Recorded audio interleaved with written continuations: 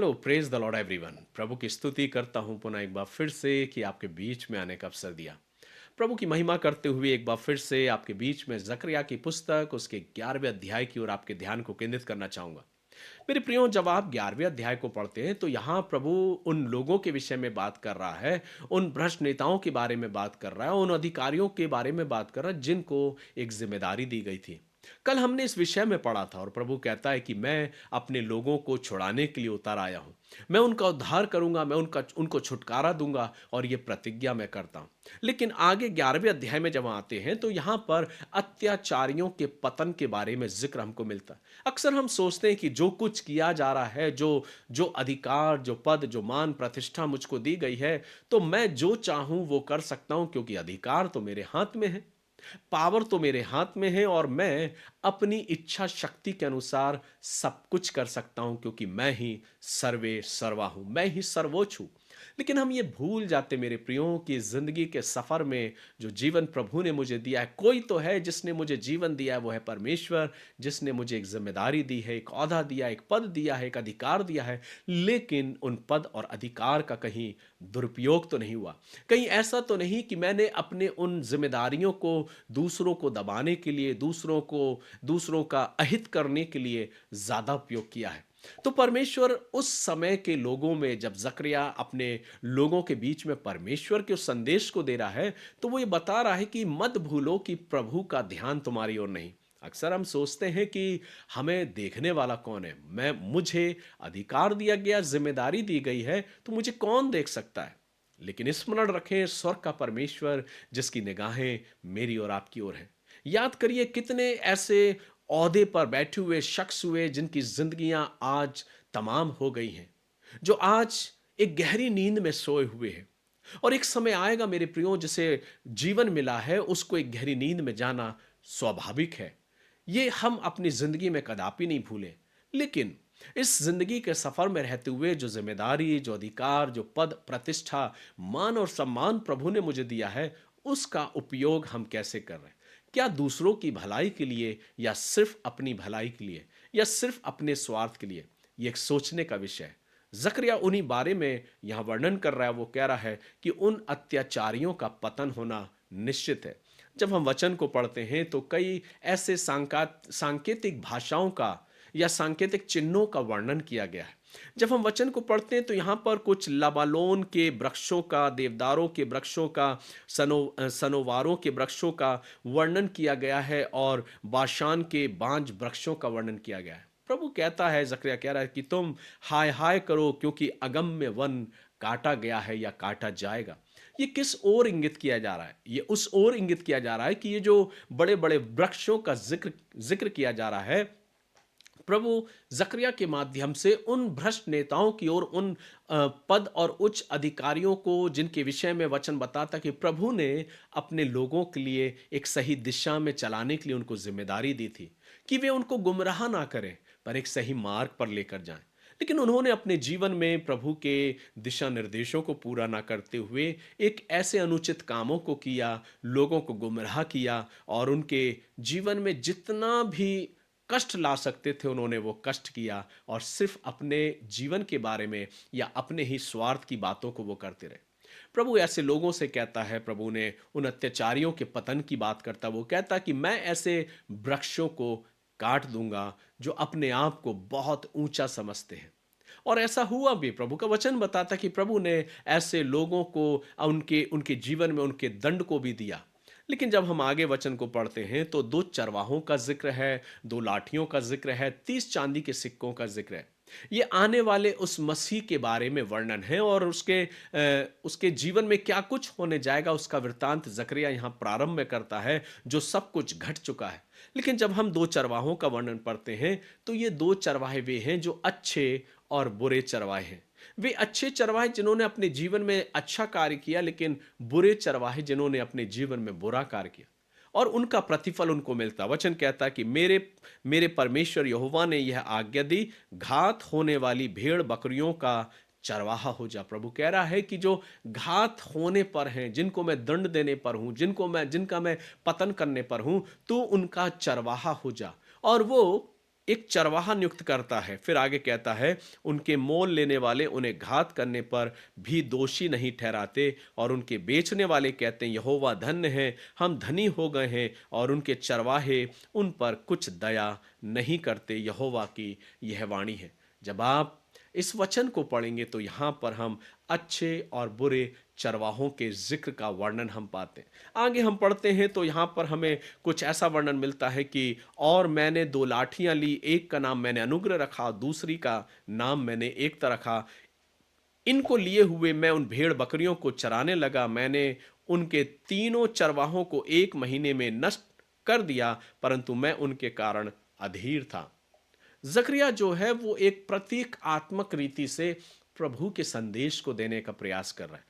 वो परमेश्वर जिसने अपने लोगों से बातचीत कर रहा है, वो कहता है तू दो लाठियां ले, एक का नाम एकता होगा, दूसरे का नाम अनुग्रह होगा। और जैसे जैसे आप वचन में आगे पढ़ेंगे तो लिखा है, तब मैंने उनसे कहा, मैं तुमको ना चराऊंगा, तुम में से जो मरे वह मरे, और जो नष्ट हो वह नष्ट हो, और जो बची रहें वे एक दूसरे का मांस खाएं।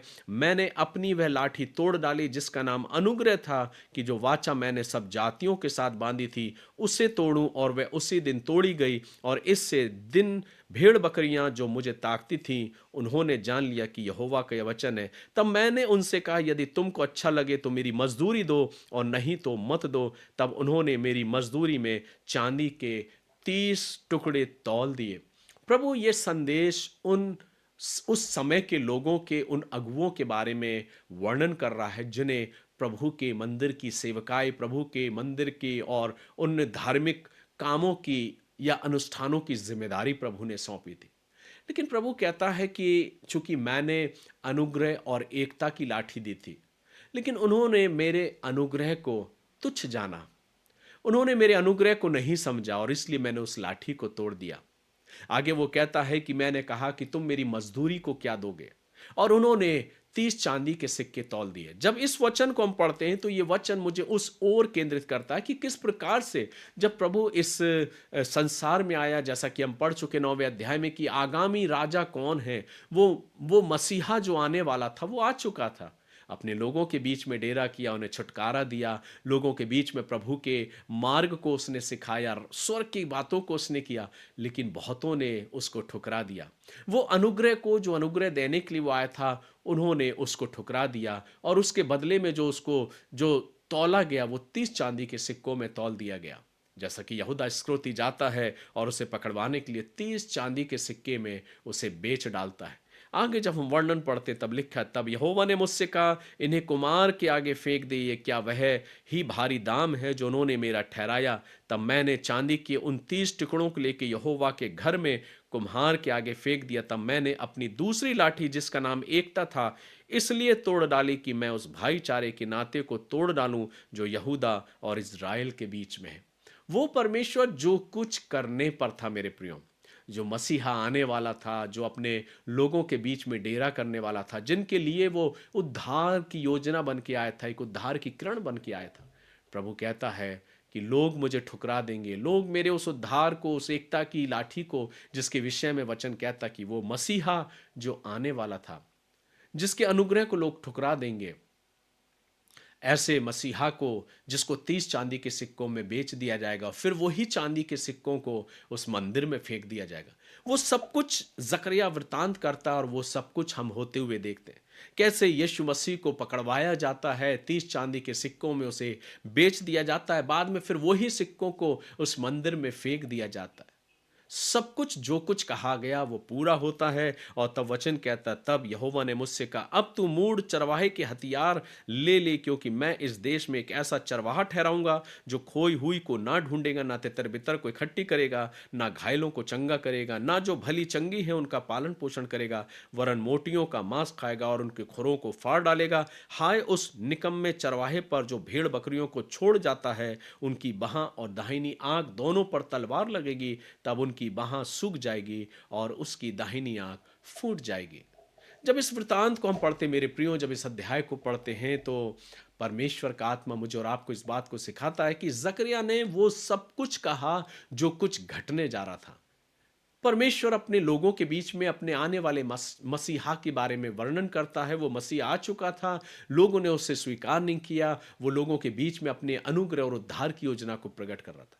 लेकिन उस समय के लोगों ने उस मसीहा पर विश्वास नहीं किया जो आ चुका था। लोगों ने उसे पकड़ा, उसे मारा और पीटा, और जैसा लिखा गया कि 30 चांदी के सिक्कों में उसे बेच डाला गया। लेकिन मेरे प्रियो, जो वचन हमको और आपको सिखाता कि वही मसीहा जिसे बेच डाला गया, वो अपने आप को कलवरी के उस क्रूस पर बलिदान करता है और फिर अपने उस उद्धार की योजना को प्रकट कर।